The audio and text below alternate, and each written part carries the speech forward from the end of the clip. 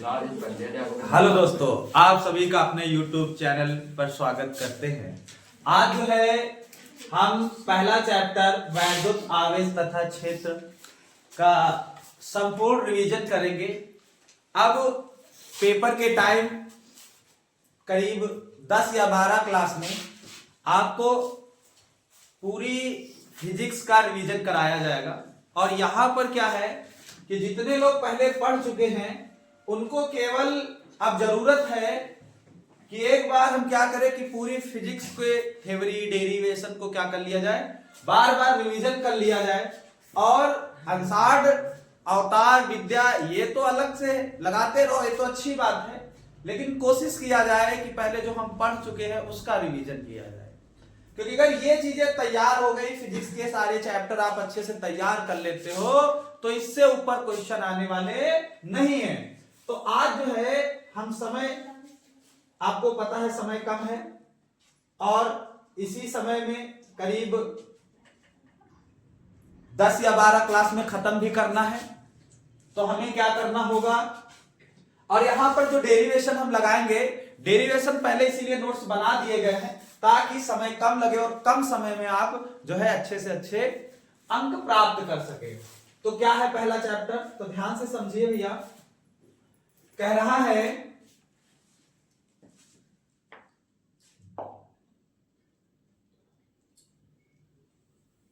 हाँ भाई, क्या है, वैद्युत आवेश तथा क्षेत्र। चैप्टर का नाम है वैद्युत आवेश तथा क्षेत्र। सबसे पहले हमें पढ़ना है बच्चा स्थिर वैद्युतिकी। क्या लिखा है, इसमें स्थिर आवेश एवं उनके प्रभावों का क्या किया जाता है, अध्ययन किया जाता है। अर्थात भौतिक विज्ञान की वह शाखा जिसमें हम आवेश का क्या करते हैं, या आवेश से जितनी घटनाएं संपर्क में होती हैं उन्हीं सब प्रभावों को क्या करते हैं, अध्ययन करते हैं। उसे हम क्या कहते हैं, स्थिर वैद्युतिकी कहते हैं। फिर आगे आता है भैया, पढ़ते हैं आवेश। क्या है वैद्युत आवेश? वैद्युत आवेश क्या है? तो वैद्युत आवेश जब दो पदार्थों को आपस में रगड़ा जाता है तो ये पदार्थ हल्की हल्की वस्तुओं को क्या कर लेते हैं, अपनी ओर आकर्षित कर लेते हैं। अपनी ओर क्या कर लेते हैं, आकर्षित कर लेते हैं। और इसी स्थिति को हम क्या कहते हैं, आवेशमय या वैद्युतमय भी कहते हैं। अब बात करते हैं बच्चा कि यहां पर क्या है, किसी वस्तु पर इलेक्ट्रॉनों की अधिकता या कमी को ही हम क्या कहते हैं, वैद्युत आवेश कहते हैं। भैया आपको पता होना चाहिए कि वैद्युत आवेश दो प्रकार के होते हैं, एक होता है धनावेश और दूसरा होता है ऋणावेश। एक होता है धनावेश और दूसरा क्या होता है, ऋणावेश होता है। यदि वस्तुओं पर इलेक्ट्रॉनों की अधिकता है, क्या लिखा है, यदि वस्तुओं पर इलेक्ट्रॉनों की क्या है, अधिकता है, तो वह क्या होता है, ऋणावेश होगा। और यदि वस्तुओं पर इलेक्ट्रॉनों की कमी है तो वह क्या होगा बच्चा, धनावेश होगा। ऐसा ऑब्जेक्टिव क्वेश्चन पूछता है कि किस पर धनावेश, किस पर ऋणावेश। भैया ऋणावेश होगा तो इलेक्ट्रॉनों की अधिकता होगी, और जब धनावेश होगा तो इलेक्ट्रॉनों की क्या हो जाएगी, कमी हो जाएगी। आगे चलते हैं भैया। कह रहा है आवेश के प्रकार, अभी बताया भैया आवेश दो प्रकार का होता है, एक धनावेश, एक ऋणावेश। इसमें इलेक्ट्रॉनों की कमी होती है और इसमें इलेक्ट्रॉनों की अधिकता होती है। फिर क्या है भैया, फिर आगे देखो पॉइंट करके नोट करके लिखा गया है कि समान आवेश। समान आवेश का मतलब यह है कि जब धन आवेश हो या ऋण आवेश हो तो एक दूसरे को क्या करते हैं, प्रतिकर्षित करते हैं। मतलब समान प्रकृति के आवेशों में प्रतिकर्षण होता है और विपरीत प्रकृति के आवेशों में आकर्षण होता है। क्या होता है, आकर्षण होता है। यही चीज इसमें लिखी है, विपरीत आवेश मतलब धनावेश और दूसरा ऋणावेश एक दूसरे को क्या करते हैं, आकर्षित करते हैं। आगे चलते हैं भैया, आगे क्या कह रहा है, अब पढ़ेंगे बच्चा हम यहां से भैया आपसे बहुविकल्पी क्वेश्चन अच्छे से तैयार कर लो, यही से बहुविकल्पी क्वेश्चन बनते हैं और कहीं बाहर से आते नहीं है बहुविकल्पी क्वेश्चन। यदि आपको थ्योरी अच्छे से कंप्लीट है तो फिजिक्स में कोई समस्या आने वाली नहीं है। इसीलिए अच्छे नोट्स हैं, आपको एक लाइन से पढ़ाया जा रहा है, आप वीडियो को रोक रोक कर उसको पढ़ लीजिए। अब यहाँ पर नोट्स बनाने की कोई जरूरत नहीं है, इसी वीडियो को 2-4 बार देखिए, ठीक है, साथ में पढ़ते रहिए, हम भी तुम्हारे साथ पढ़ रहे हैं और इसी के साथ में आपका अंतिम प्रहार करके आपका अच्छे से रिवीजन हो जाएगा। भैया क्या कह रहा है, वैद्युत आवेश का मात्रक, तो भैया लिखा है एनकेएस पद्धति में आवेश का मात्रक क्या होता है, कूलाम होता है। आवेश का मात्रक क्या होता है, कूलाम होता है। अगर हम विमा की बात करें तो भैया विमा के लिए फार्मूला क्या होता है, I बराबर Q अपान T, Q बराबर होता है IT और एम्पियर सेकेंड क्या निकाला गया है, कूलाम। अब भैया आपको पता है I मतलब A एम्पियर और T का मतलब समय, तो विमा क्या हो जाएगी इसकी, AT हो जाएगी। आगे भैया कह रहा है वैद्युत आवेश संरक्षण का नियम। आपने पढ़ा होगा कि आवेश को ना तो उत्पन्न किया जाता है, किया जा सकता है और ना ही क्या किया जा सकता है, नष्ट किया जाता है, किया जा सकता है। बच्चा क्या कर रहा है, इस नियम के अनुसार आवेश को ना तो उत्पन्न किया जा सकता है और ना ही नष्ट किया जा सकता है। एक प्रकार के आवेश को दूसरे प्रकार के आवेश में केवल क्या किया जा सकता है, परिवर्तित किया जा सकता है, बदला जा सकता है। यही क्या कहलाता है, आवेश संरक्षण का नियम। अरे भैया इस चैप्टर में यदि आएगा तो इसको थोड़ा करके मोस्ट डाल लो, ये क्वेश्चन आ सकता है। अब पढ़ते हैं बच्चा मूल आवेश। मूल आवेश क्या है, किसी आवेशित कण पर जितना न्यूनतम आवेश रहता है या प्रकृति में पाए जाने वाले सूक्ष्म आवेश को ही हम क्या कहते हैं, मूल आवेश कहते हैं। या दूसरी परिभाषा ये बता सकते हो कि किसी आवेशित कण पर जितना न्यूनतम आवेश रह जाता है, रह सकता है, वही क्या कहलाता है बच्चा, मूल आवेश कहलाता है। इसे स्मॉल ई से प्रदर्शित किया जाता है और जिसका मान 1.6 × 10⁻⁻19 कूलाम होता है।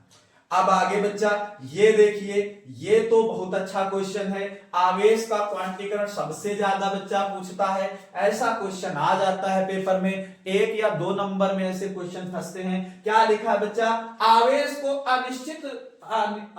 को अनिश्चित रूप से विभाजित नहीं किया जा सकता।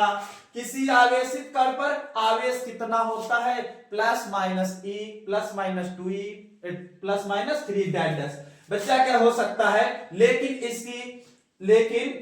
इसकी भिन्न के रूप में मतलब समझ रहे हो बच्चा, भिन्न के रूप का मतलब है कि इसको हम दशमलव में नहीं लिखा जा सकता है, अर्थात ये इसका पूर्ण गुणज के रूप में होते हैं, अर्थात या तो E या तो 2E या तो 3 या तो 4E ऐसे होते हैं। यही क्या कहलाता है बच्चा, आवेश का क्वांटीकरण कहलाता है।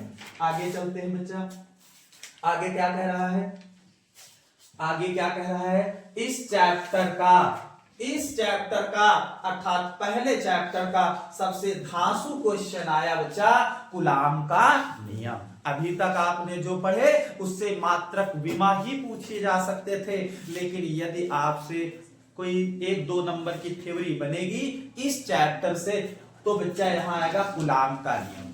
देखो यहां पर हम मोस्ट नहीं पढ़ा रहे, मोस्ट के साथ में जितने भी टॉपिक है वो सब रिवीजन कराए जा रहे हैं और आपको इसी चैप्टर नहीं सारे चैप्टर का रिवीजन कराया जाएगा। और इसी रिवीजन के लिए ही तो हम नोट्स बना के लाए हैं, ताकि एक एक लिखना ना पड़े, क्योंकि लिखने में टाइम खराब होगा और आप लोगों के पास इतना टाइम है नहीं, क्योंकि अभी तक आप लोग टाइम खराब करते आए हो। हम चाहते हैं कि अब आपका टाइम बिल्कुल खराब ना हो। आता है बच्चा कूलाम का नियम। कूलाम का नियम क्या होता है बच्चा, इस नियम के अनुसार किन्हीं 2 बिंदु आवेशों के बीच क्या लगने वाला वैद्युत बल का मतलब बच्चा क्या है कि या तो आकर्षण और प्रतिकर्षण। क्या होता है बच्चा, आपने पढ़ा आकर्षण या प्रतिकर्षण। उन आवेशों के परिमाणों के गुणनफल के अनुक्रमानुपाती होता है तथा उनके बीच की दूरी के वर्ग के क्या होता है, व्युत्क्रमानुपाती होता है। बच्चा एक आवेश Q1 है, दूसरा Q2 है, बीच की दूरी क्या है, R है। बीच की दूरी क्या है, R है। देखो हमने लिखा है कि माना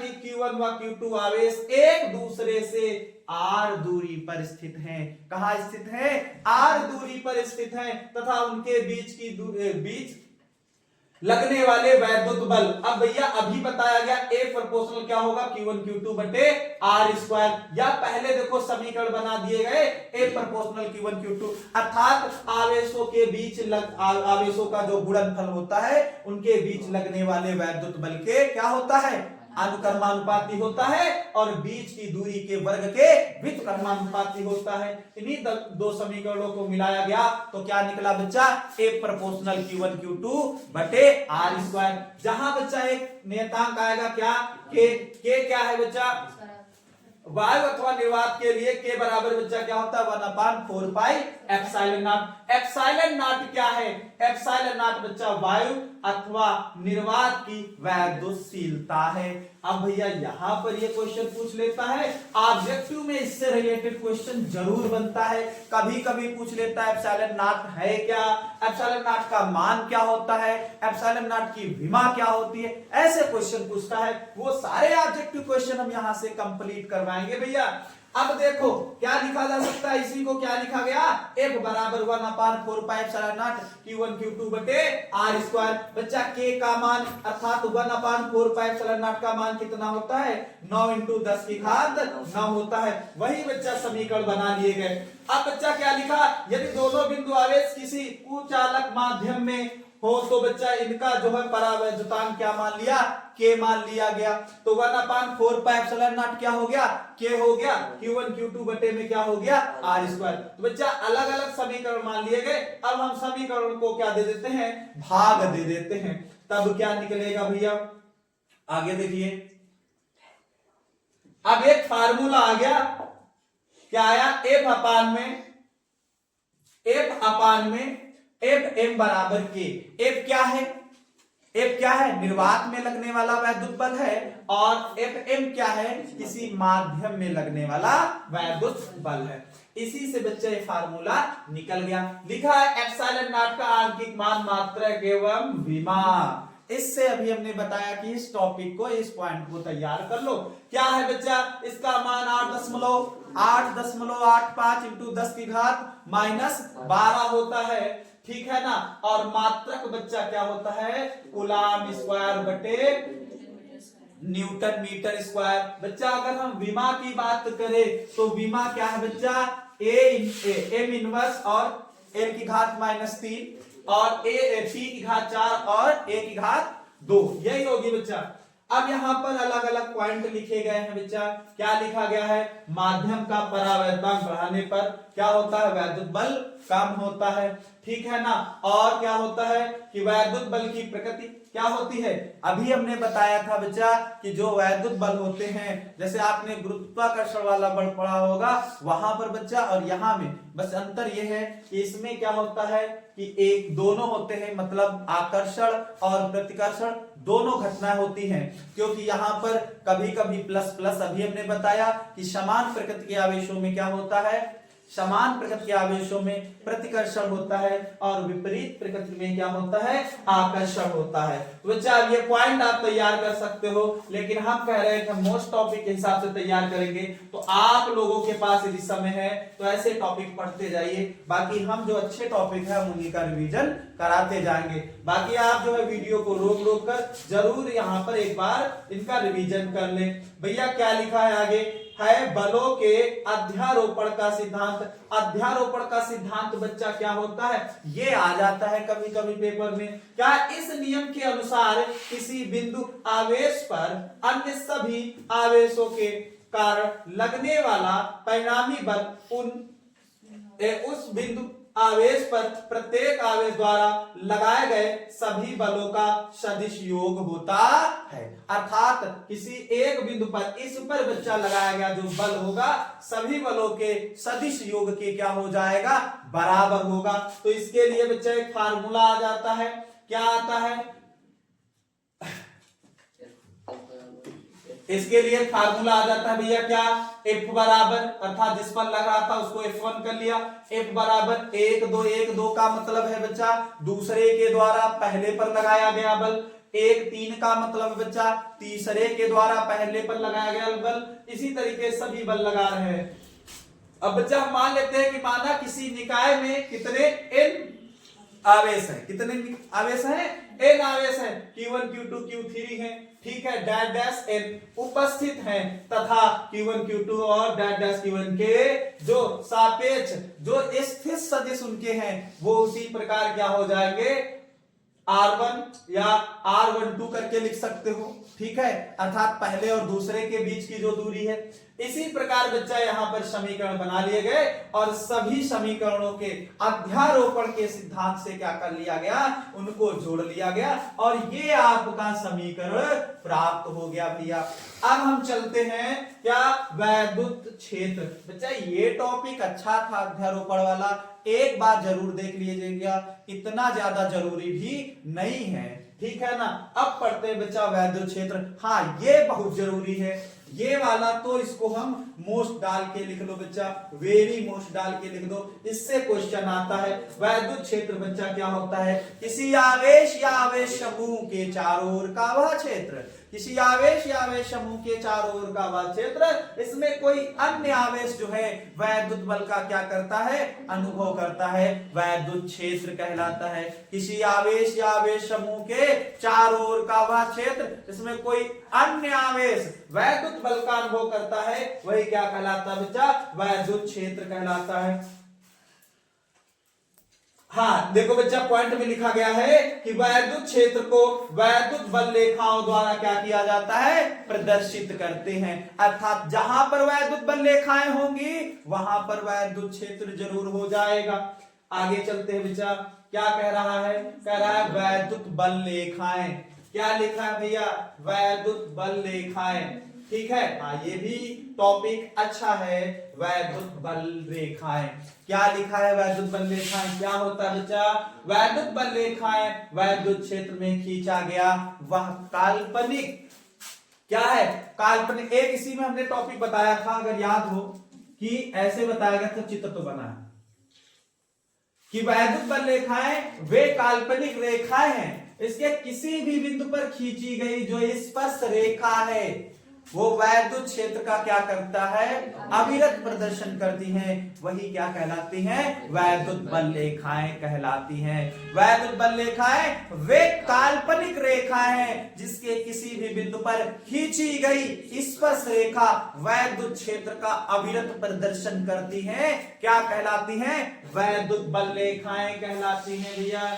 अब देखो वैद्युत बल रेखाएं कहां से बच्चा, हाँ वैद्युत बल रेखाएं धन सिरे से निकलती हैं और ऋण सिरे पर क्या हो जाती हैं, समाप्त हो जाती है। तो बच्चा यहाँ पर क्या लिखा गया, इनके गुण में यही बताया गया बच्चा, ये धन सिरे से निकलती हैं और ऋण सिरे पर क्या हो जाती हैं, समाप्त हो जाती हैं। बच्चा दूसरे पॉइंट में ये बताया गया है कि वैद्युत बल रेखाएं एक दूसरे को कभी नहीं काटती, वैद्युत बल रेखाएं एक दूसरे को कभी नहीं काटती, क्योंकि इनके कटार बिंदु पर वैद्युत क्षेत्र की दो दिशाएं हो जाती है जो कि असंभव है, ऐसा हो ही नहीं सकता। और बच्चा जहां पर वैद्युत बल रेखाएं पास पास होती है वहां वैद्युत क्षेत्र प्रबल होता है, जहां वैद्युत ये दूर दूर होती हैं वहां पर दुर्बल होता है, मतलब कम प्रबल होता है। आगे चलिए बच्चा, अब क्या है बात, परीक्षण आवेश क्या होता है बच्चा, परीक्षण आवेश को ही हम Q0 से प्रदर्शित करते हैं, उसी के बारे में लिखा है। बहुत ही छोटा आवेश जो क्या बहुत ही छोटा आवेश जो स्थान पर वैद्युत क्षेत्र को प्रभावित ना करे अर्थात परीक्षण आवेश कहलाता है। अर्थात इतना छोटा आवेश जो क्या करे वैद्युत क्षेत्र को प्रभावित ना कर सके वही क्या कहलाता है परीक्षण आवेश कहलाता है। इसे Q0 से प्रदर्शित किया जाता है। भैया आगे चलिए क्या कह रहा है बच्चा वैद्युत क्षेत्र की तीव्रता। अब वैद्युत क्षेत्र की तीव्रता बच्चा एक ही दो परिभाषाएं बची हैं, फिर इसके बाद 2-3 डेरिवेशन है। एक कौन सा है अक्षीय स्थित, निरक्षीय स्थित और एक समान वैद्युत क्षेत्र में लगने वाले बलागुण, ऐसा डेरिवेशन है। तो 1-2 डेरिवेशन है बच्चा, लगाते चलिए, ध्यान से समझते चलिए। क्या कह रहा है बच्चा वैद्युत क्षेत्र की तीव्रता क्या होती है बच्चा वैद्युत क्षेत्र की तीव्रता वैद्युत क्षेत्र में एकांक परीक्षण आवेश पर लगने वाले वैद्युत बल को वैद्युत क्षेत्र की तीव्रता कहते हैं। क्या लिखा गया बच्चा वैद्युत क्षेत्र में एकांक परीक्षण आवेश पर लगने वाले वैद्युत बल को ही हम क्या कहते हैं वैद्युत क्षेत्र की तीव्रता कहते हैं। इसे किससे प्रदर्शित करते हैं इसे कैपिटल ई से प्रदर्शित किया जाता है। क्या लिखा बच्चा यदि Q0 परीक्षण आवेश पर लगने वाला वैद्युत बल क्या हो भैया F हो तो वैद्युत क्षेत्र की तीव्रता क्या होगी E बराबर F/Q0। बच्चा बार बार हम कह रहे हैं जो पॉइंट नोट करने वाले हैं उसमें हम खुद गोला कर देते हैं, उनको जरूर ध्यान से सुनो। ये ऑब्जेक्टिव के लिए मोस्ट है क्योंकि आपका जो पहला चैप्टर है बच्चा इससे बहुत सारे तगड़े क्वेश्चन नहीं उठाए जा सकते हैं क्योंकि तगड़े क्वेश्चन है ही नहीं। हाँ तगड़े क्वेश्चन इसके न्यूमेरिकल उठाए जाते हैं पहले चैप्टर के, तो हम न्यूमेरिकल के भी वीडियो बना देंगे, उसको भी अच्छे से समझा देंगे। लेकिन जो ऑब्जेक्टिव क्वेश्चन है वो ना छूटे आपके, जो चैप्टर से रिलेटेड और पढ़ भी लिए हैं फिर भी क्वेश्चन छूट गए तो गलत बात है। इसलिए इसको ध्यान से समझिए। E बराबर F/Q0 मात्रक बच्चा F है न्यूटन होगा, Q है कुलाम होगा, न्यूटन प्रति कुलाम ही होगा। ठीक है एक फार्मूला और हो जाता है बच्चा E बराबर V में क्या हो जाता है D हो जाता है। अगर हम बात करें विमा की तो विमा क्या है बच्चा F(L)T⁻3 A इनवर्स। और बच्चा ये कैसी राशि है ये एक सदिश राशि है। कैसी राशि है सदिश राशि है। अब बच्चा हम बात करते हैं यहां से डेरिवेशन की शुरुआत होती है। इसमें F बराबर 1/4 पाई एप्सिलॉन E बराबर 1/4 पाई एप्सिलॉन नॉट Q बटे R स्क्वायर का निगमन होता है। तो बच्चा जो डेरिवेशन है उनको हम जल्दी बता देंगे, लेकिन ये डेरिवेशन थ्योरी तो हम आशा करते हैं कि बहुत अच्छे से सबको आ जाएगा, लेकिन डेरिवेशन में थोड़ी मेहनत आपको करनी होगी या करके आए होगे तो अच्छा होगा। क्योंकि यहाँ पर भैया हम स्पीड में बताएंगे, जल्दी बताएंगे, तो यदि आप लोग पहले से पढ़े होंगे तो ज्यादा आनंद आएगा और नहीं पढ़े होंगे तो और आनंद आएगा। कोशिश करेंगे हम कि आनंद आए। भैया क्या है कह रहा है बिंदु आवेश के कारण वैद्युत क्षेत्र की तीव्रता। तो बच्चा यहाँ पर प्लस क्यू है, यहाँ Q0 जो परीक्षण आवेश है और इस परीक्षण आवेश पर जो बल F है और बीच की दूरी क्या मान ली हमने R। यही परिभाषा बच्चा यहाँ पर लिखा गया है कि माना कोई बिंदु आवेश क्या है प्लस क्यू ऐसे परावैद्युत माध्यम में स्थित है जिसका परावैद्युतांक बच्चा कितना है K है, जिसमें R दूरी पर कोई परीक्षण आवेश क्या रखा है बच्चा Q0 रखा हुआ है। इसीलिए दोनों आवेशों के बीच लगने वाला वैद्युत बल। एक कोशिश जरूर करना, हमने बहुत सारे बच्चों को देखा है कि उनको केवल डेरिवेशन आता है और वो ये सब नहीं लिख पाते हैं, ये सब नहीं लिख पाते। उनको लगता है कि हमें डेरिवेशन आता है, हमें प्रूविंग आती है, F बराबर 1/4 पाई एप्सिलॉन नॉट ऐसे लगा दो। अरे ऐसा नहीं होता है। आपको खाना बनाना आता है, खाना स्वादिष्ट नहीं बना पाते, कौन लाइक करेगा उसको, कौन खाएगा। बनाना आता है, दाल चावल सब धो के पका दिए, कहते हमें बनाना आता है, नहीं भैया उसे बनाना नहीं कहते। तो ऐसा नहीं होगा, आपको यहां पर विधिवत तैयार करना है। जब कॉपी चेक हो तो उसको लगे कि कुछ तड़कता भड़कता आपने लिखा है, कुछ अच्छा लिखा है। तड़कता भड़कता का मतलब यहाँ पर हिंदी ना लिखा, ना कोई और भाषा में लिखा। तड़कता भड़कता का मतलब है जो रिलेटेड है वो टॉपिक आपको अच्छे से लिखना है। बच्चा क्या होता है, F बराबर 1/4, अभी बल वाला फार्मूला पढ़ा कूलाम का, वही लगाते हैं, बराबर 1/4 के Q Q0 बटे में। जहां पर Q1 Q2 होता था, Q1 की जगह Q है और Q2 की जगह Q0 है, तो बच्चा रख लिए बटे में R²। अब बच्चा हम वही फार्मूले में रखते हैं, कौन से, E बराबर F/Q0। बच्चा जब Q0 रखेंगे तो Q0 से Q0 कैंसिल हो जाएगा, केवल बचेगा फार्मूला क्या, E बराबर 1/4 Q बटे R², Q बटे R²। आगे चलते हैं बच्चा, ये डेरिवेशन हो गया और ये याद रखना, इसके लिए बच्चा फार्मूला E बराबर 1/4 Q बटे R², इससे न्यूमेरिकल रखते हैं। अब पढ़ते हैं बच्चा द्विध्रुव, क्या, वैद्युत द्विध्रुव। नाम से पता चल रहा है कि कितने ध्रुव हैं, 2 ध्रुव हैं, अर्थात वैद्युत द्विध्रुव। क्या लिखा गया है, यदि दो बराबर तथा विपरीत आवेश एक दूसरे से अल्प दूरी पर स्थित हो तो इस संरचना को हम क्या कहते हैं, वैद्युत द्विध्रुव कहते हैं। एक पर बच्चा माइनस बैठा हो और दूसरे पर क्या बैठा हो, प्लस बैठा हो।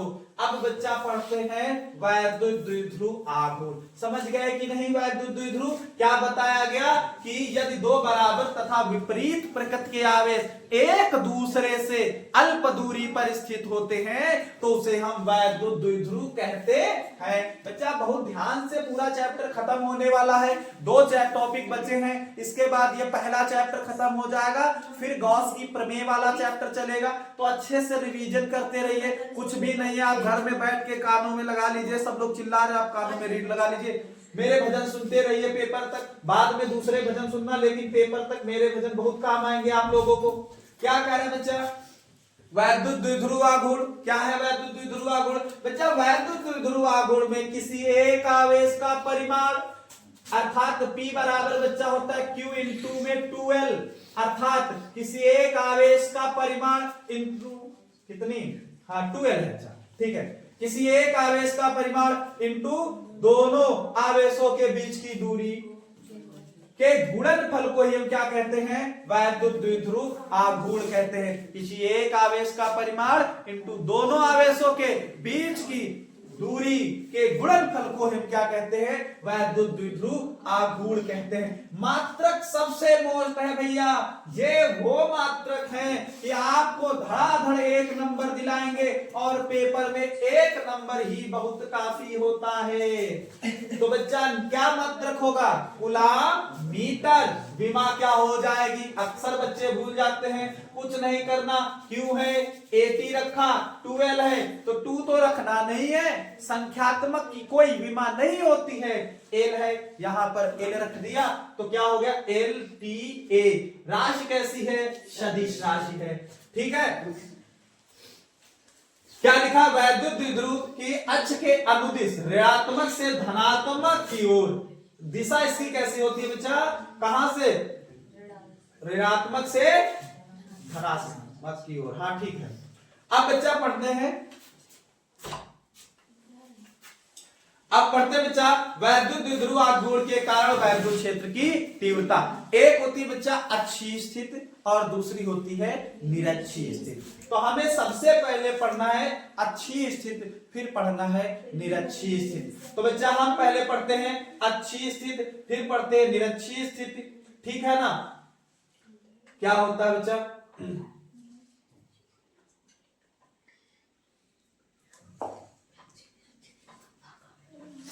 समझ लेते हैं बच्चा पहले थोड़ा। आपको पता है बच्चा यहां पर माइनस क्यू आवेश है, यहां पर प्लस क्यू आवेश है और इसके बीच की दूरी बच्चा क्या होगी, 2L होगी। मध्य बिंदु क्या होगा, O होगा। O से R दूरी पर एक बिंदु कौन होगा? P होगा। R दूरी पर एक बिंदु क्या होगा बच्चा? आपको पता है ये 2L है तो ये L होगा, ये क्या होगा? L होगा भैया। अब यहाँ पर इन दोनों के बीच की दूरी अर्थात ये हमें ज्ञात करना है। अगर इस R में ये L को टिपका दे, घटा दे तो क्या हो जाएगा? R माइनस L होगा भैया। और यहां से इतनी दूरी तो R माइनस L हो गई और इसके कारण ज्ञात करना होगा तो R प्लस क्या हो जाएगा भैया? L हो जाएगा। ये इतना इसका चित्र हो गया। परिभाषा क्या लिखोगे बच्चा कि माना एक वैद्युत द्विध्रुव माइनस q तथा प्लस q आवेशों से मिलकर बना है। माना एक वैद्युत द्विध्रुव माइनस q तथा प्लस q आवेशों से मिलकर बना है जिसकी लंबाई 2l है तथा मध्य बिंदु O है। O से r दूरी पर एक बिंदु P है। R दूरी पर एक बिंदु P है जिस पर हमें अच्छी स्थिति में वैद्युत क्षेत्र की तीव्रता का निर्धारण करना है। अभी एक बच्चा फार्मूला निकाला गया E बराबर 1/4πε0 Q बटे में R स्क्वायर और इसी के आधार पर हम डेरिवेशन लगाएंगे। पहले प्लस क्यू आवेश के कारण फिर माइनस क्यू आवेश के कारण। तो पहले देखेंगे प्लस क्यू आवेश के कारण फिर देखेंगे माइनस क्यू आवेश के। तो बच्चा देखो हमने लिख लिया है, ये अभी हमने आपको बता दिया है परिभाषा, आप एक बार इससे भी पढ़ लीजिएगा। क्या कह रहा है बच्चा? प्लस क्यू आवेश के कारण बिंदु P पर वैद्युत क्षेत्र की तीव्रता। तो बच्चा E1 बराबर 1/4πε0 के Q बटे R माइनस, अर्थात बच्चा इसके कारण देख रहे हैं तो ये दूरी R माइनस L लिखा गया है तो R माइनस L का होल स्क्वायर हो जाएगा। समीकरण 1 कर लिया। अरे भैया ये समीकरण 1 बन गया कि नहीं?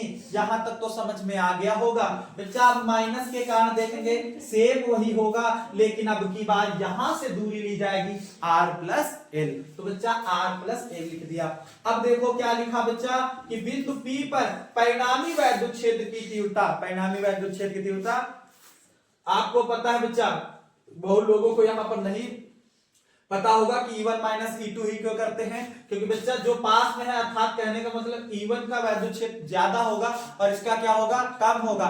ज्यादा वाले में ही कम वाले को घटाते हैं तो E बराबर E1 माइनस E2 हो जाएगा। तो बच्चा E1 और E2 के हम मान यहाँ पर पुट कर देंगे तो E1 का मान और E2 का मान जैसे हम पुट करेंगे तो यहाँ पर अब इसके आगे थोड़ी कैलकुलेशन आपको करनी होगी बच्चा।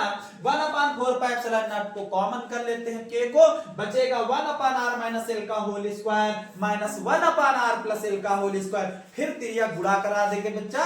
फिर आपको फार्मूला आना चाहिए a प्लस b का होल स्क्वायर और a माइनस b का होल स्क्वायर। इतना करोगे बच्चा और यहां पर इतना करने के बाद आपका निगमन, ये डेरिवेशन कितना आ जाएगा बच्चा? कितना आएगा भैया? इसका डेरिवेशन आ जाएगा बच्चा प्रूविंग करने पर E बराबर 1/4πε0 के 2p अपान में r क्यूब।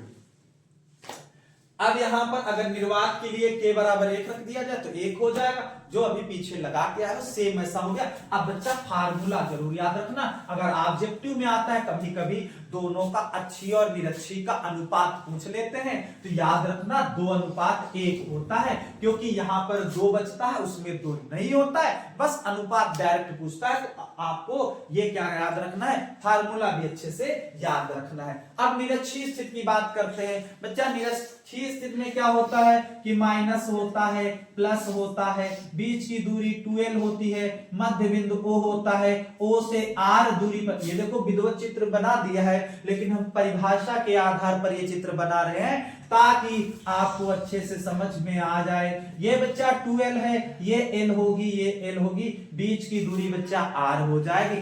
अगर हम पाइथागोरस प्रमेय लगाएंगे तो बच्चा ये निकलेगी l square plus r square. इसी प्रकार इधर लगाएंगे, यहां पर बच्चा अलग अलग हम निकाल लेंगे, एक E1 के कारण एक E2 के कारण। परिभाषा उसी प्रकार बताएंगे कि माना एक वैद्युत द्विध्रुव माइनस q तथा प्लस q आवेशों से मिलकर बना है। माना एक वैद्युत द्विध्रुव माइनस q तथा प्लस q आवेशों से मिलकर बना है जिसकी लंबाई बच्चा क्या है? 2l है। अरे जिसकी बीच की दूरी क्या है बच्चा? 2l है। मध्य बिंदु O है, O से R दूरी पर एक बिंदु P बैठा है, जिस पर हमें बच्चा निरक्षीय स्थिति में वैद्युत क्षेत्र की तीव्रता का निर्धारण करना है। सेम बच्चा उसी प्रकार हम करेंगे, एक बार E1 के कारण, एक बार बच्चा हम E2 के कारण डेरिवेशन करेंगे। तो बच्चा जब E1 के कारण करेंगे तो यहां से यहां तक की दूरी रखेंगे और प्लस वाला लेंगे तो यहां से यहां तक, माइनस वाला तो यहां से यहां तक, प्लस वाला तो यहां से यहां तक की दूरी। सेम वही फार्मूला A बराबर F E बराबर 1/4 पाई एप्सिलॉन नॉट Q बटे R स्क्वायर। अब की बार R की जगह ये चिपका दोगे और होल स्क्वायर लगा लोगे। उसी तरीके सेम करना है, समीकरण 1 व 2 बन जाएंगे। ठीक है, समीकरण क्या बन जाएंगे, 1 व 2 बन जाएंगे। अब बच्चा यहां पर देखिए, जैसे ही समीकरण 1 व 2 बन जाएंगे तो अभी हमने यहां पर जो चित्र बनाया था बच्चा, इसी से cos थीटा का मान निकालोगे। और यहां पर देखो लिखा गया है cos थीटा बराबर क्या होता है, आधार बटे कण। तो आधार बच्चा देखो कितना है, आधार का मतलब L है और कण का मतलब √r square plus L square है। अरे भैया ये देखो यहां पर वही लिखा गया है, आधार बटे कण, L बटे में कितना, L बटे में √r square plus L square लिखा गया है। बच्चा अब यहां पर हम क्या करते हैं, E बराबर E1 प्लस E2 कर देते हैं। दोनों को बच्चा हम जोड़ देंगे।